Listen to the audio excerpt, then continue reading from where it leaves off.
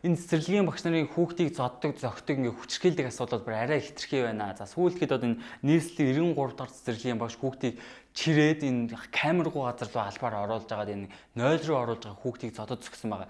Хүүхдийн нүүр ам ингээд хамаг биеийн ингээд хүүхд нийц болсон.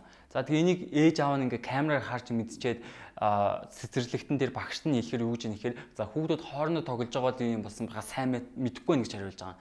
Тэнгүүд ийм асуудлууд маш ихээр Монгол тохиолддог. Тэгээд ер нь бидний одоо ганц харж байгаа нэг биш ингээд жил болгоо ер нь иймэрхүү асуудал маш ихээр тохиолддог. Бид нэг харсан ч хараагүй юм шиг өнгөрдөг.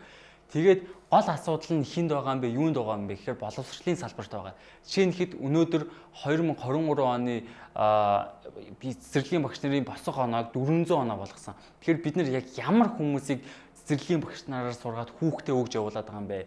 Тэгж байгаа баг гэртээ байлгаж ямар юм шүү энэ чинь хүүхдийг бараг аваачаад алах гад нь штэ. Тийм болохоор энэ бичлэгийг хэдүүлээ шеэр хийж энийг хүрэх хэвээр газар нь хүргэцгээе.